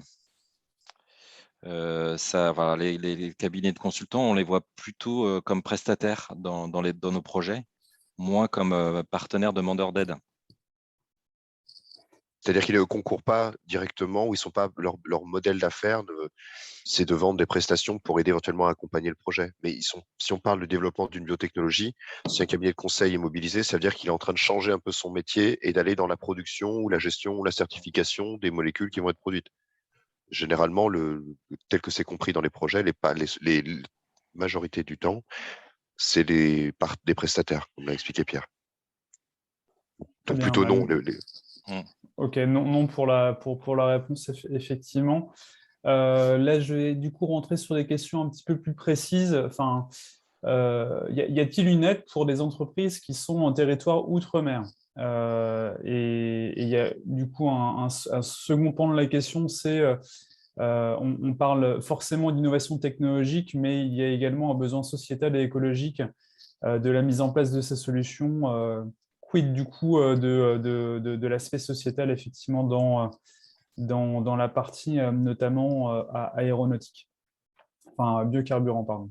Ce sont des territoires qui sont considérés comme le territoire national, c'est le territoire national français. Donc, il n'y a aucune exclusion à des projets qui seraient issus des DOMCOM. Si jamais on a par contre une problématique qui émerge et un projet qui est présenté qui n'apparaît pas forcément extrêmement innovant. On a vu sur l'axe de l'appel à projet, que ce soit sur les produits biosourcés, il y a le thème 3 sur l'industrialisation. Quand on parle d'industrialisation, ça suppose qu'on a dérisqué les phases amont d'innovation. Donc oui, c'est possible. Il faut, je dirais, je recommanderais de recontacter l'ADEME en termes de pré-dépôt pour bien préciser peut-être le contenu du projet et voir vers quelle orientation l'amener.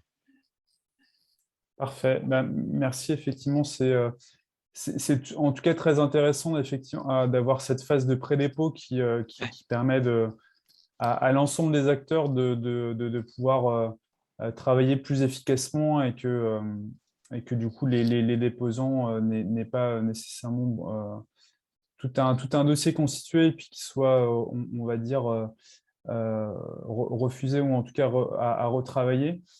Une question du coup un petit peu plus précise. Alors, je vais essayer de la résumer. C'est une assez longue question. C'est concernant la diversification d'une scierie. Étant donné que l'extraction de molécules n'est pas son cœur de métier et qu'elle n'a pas de moyens humains à consacrer à la recherche et donc de financement compte tenu des faibles marges de cette industrie, et donc, ce qui est indiqué dans la question, si on veut mobiliser de la biomasse sur de nouveaux usages, il faut inclure les fournisseurs de la biomasse. Et donc, oui, effectivement, la diversification d'une série où il n'y a peut-être pas effectivement autant de marge que cela pour s'impliquer dans des projets d'envergure. Tenter une réponse, je vais peut-être être un peu direct, mais si l'entreprise elle-même ne souhaite pas ou n'a pas les moyens aujourd'hui d'accompagner cette diversification, ça va être difficile d'aller la chercher. Donc, il faut quand même que l'entreprise fasse l'effort, trouve en tout cas un appui peut-être sur une fédération professionnelle, sur un appui régional, sur un appui de compétences externes à un moment, qui vont lui permettre d'identifier quelle est la nature du gisement de coproduit qu'elle veut valoriser et où elle veut le valoriser. Ça peut être aussi un appel d'autres futurs clients qui vont souhaiter acheter, acquérir ou valoriser directement ces coproduits. Mais en tant que tel, il n'y a pas de dispositif, je dirais, pour aller chercher directement ces gisements-là. C'est vraiment aux entreprises de se saisir des outils qui existent. Très bien, très clair effectivement comme réponse. Une autre question concernant la partie matière première. Excusez-moi, la question était en train de sauter à l'écran. Pour l'appel produits biosourcés, biotechnologie industrielle, est-ce que la matière première CO2 est-elle admise? Alors là, dans cet appel à projet, on se concentre vraiment sur la biomasse. Après, là, la question qui va se poser, c'est est-ce que d'où vient ce CO2? Est-ce qu'on va considérer que c'est du CO2 biogénique ou pas? Mais de toute façon, dans cet appel à projet, on se concentre vraiment sur, on va dire, la biomasse classique et pas forcément sur la valorisation du CO2 où il faudra vraiment expliciter d'où il vient. Mais ce n'est pas forcément le but premier de cet appel à projet, en tout cas. Il y a d'autres, j'imagine qu'il y a d'autres outils pour tout ce qui va être valorisation du CO2 par ailleurs. D'accord, très bien. J'avais évoqué le lien avec d'autres stratégies d'accélération. La stratégie décarbonation de l'industrie, c'est une stratégie qui est en cours, je dirais, de finalisation côté État, qui n'a pas encore été annoncée. Effectivement, il y a eu un fonds décarbonation de l'industrie pour lequel l'ADEME est le gestionnaire. La question du CO2 est assez large. Grégoire l'a mentionné, quand on parle de CO2 biogénique, c'est effectivement plutôt indiqué pour l'appel à projet, la stratégie biosourcée. Si on parle de CO2 industriel relativement classique, qui a beaucoup d'intérêt, il faut peut-être aller voir plutôt des sujets de décarbonation de l'industrie. Très bien. Bah, en tout cas, je vois qu'il y a des questions qui rebondissent, mais on n'a malheureusement pas le temps nécessaire pour répondre à tout. Il y avait une question qui avait été résolue et qui était quand même assez intéressante sur la partie ACV. D'ailleurs, merci aux intervenants d'avoir pu répondre en amont sur certaines questions. C'était notamment, si j'arrive à la retrouver, c'était une question par rapport à les ACV attendus doivent-elles être réalisés en amont, c'est-à-dire avant le dépôt du projet ou pendant le projet. Et M. Brandiba, effectivement, indiquait si disponible, toute donnée en amont est utile à valoriser, sinon les ACV seront à mener pendant le projet. Voilà pour cette question ACV. On avait également une question sur tout ce qui était plan d'approvisionnement. Qu'entendez-vous par plan d'approvisionnement pour les appels à projets? Et donc là, il y avait une remarque sur effectivement d'autres appels d'offres, notamment CRE, sur lequel on avait ce type de demande. Donc, on vous laisse répondre par rapport à cette partie plan d'appro et comment, qu'est-ce qui est du coup attendu au niveau du cahier des charges de ces appels d'offres-là? Alors, on attend des informations les plus précises possibles sur déjà le type de biomasse que vous comptez utiliser. Donc, je ne sais pas si c'est des plaquettes forestières ou des résidus d'industrie. Et les volumes qui seront nécessaires et les distances utilisées, la manière dont vous allez vous approvisionner, pardon, au niveau routier ou fluvial. Enfin, toutes les infos, le plus d'infos possible que vous pourrez nous donner à propos de la biomasse que vous allez utiliser et aussi si vous avez vérifié qu'il n'y a pas de concurrence d'usage sur cette biomasse dans la région où vous allez la récolter. Évidemment, parfois, ce n'est pas forcément facile de donner ces informations puisque ça peut être des études qui seront menées au début du projet. Mais ce qui est important pour nous, c'est de voir que vous le prenez en compte et que vous avez déjà commencé ce travail et que vous allez l'approfondir dans le cadre du projet. Parfait, merci pour votre réponse. On va forcément déborder encore un petit peu, on est navré pour le planning, mais il y a quand même deux questions qui se recoupent, notamment par rapport à la ressource effectivement biomasse, effectivement les compétitions qu'il pourrait y avoir entre les différents appels à projets, et puis de façon également plus globale, comment avez-vous prévu d'expliciter les règles d'arbitrage sur l'accès aux bioressources? Bon, vous avez déjà indiqué des éléments de réponse si vous avez indiqué juste avant. Et comment anticiper les tensions et les débats contradictoires effectivement en termes de mobilisation de la biomasse? Je peux essayer de proposer une réponse. C'est des questions qui sont effectivement précises. C'est pas forcément simple sans avoir plus d'éléments d'y répondre.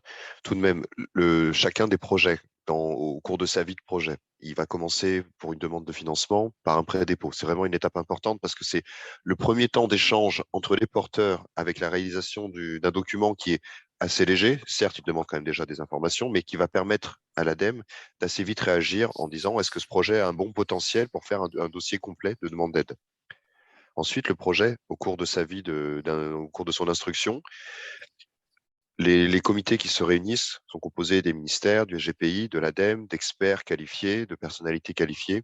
Et donc, collectivement, il y a un avis assez global, assez éclairé de savoir le potentiel du projet. Et quand il y a des questions d'éventuels conflits d'usage ou conflits entre différents types de biomasse, des conflits même entre différents projets qui pourraient être identifiés, ces comités sont relativement quand même transverses au sein des stratégies. Et donc, c'est comme ça qu'on arrive à détecter quand il y a d'éventuelles difficultés. Et les réponses qui sont apportées sont à chaque fois les réponses proposées, que ce soit en termes de financement, d'aménagement ou des compléments d'études, un certain nombre d'autres sujets. À ce stade, je ne suis pas sûr de pouvoir répondre plus précisément, mais c'est vrai que ces conflits, quand ils apparaissent, en tout cas, si les porteurs de projets les anticipent, autant qu'ils les désamorcent en nous expliquant comment ils veulent y répondre. Et si jamais ce sont des sujets qui émergent au cours de l'instruction, on en fait part aux porteurs du projet. Parfait. Merci en tout cas, ça me permet effectivement de faire la transition de fin. Effectivement, l'ensemble des intervenants et donc l'ADEME, la DGE, la SGPI, le SGPI, pardon, et B4C sont vraiment à votre disposition pour échanger sur le contour plus précis des projets en aparté. Ce n'est pas nécessairement évident, effectivement, en direct de pouvoir vraiment interagir avec d'autres acteurs qui sont potentiellement des confrères à vous. Donc, en tout cas, sachez que l'ensemble des intervenants sont à vos dispositions pour échanger. Vous avez pu voir qu'il y a des adresses génériques qui existent côté ADEME vers lesquelles vous pouvez diriger également vos réponses.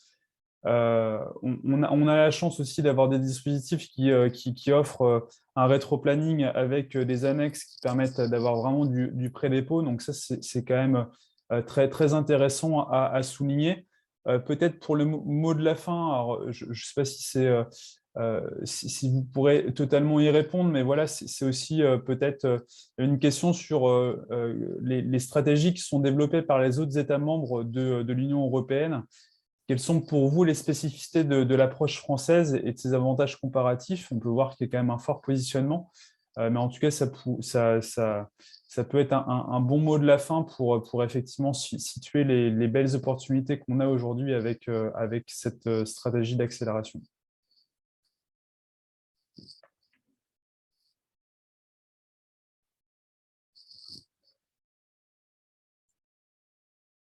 Je ne sais pas si vous souhaitez du coup apporter une réponse à cette question-là et le recontextualiser au niveau européen.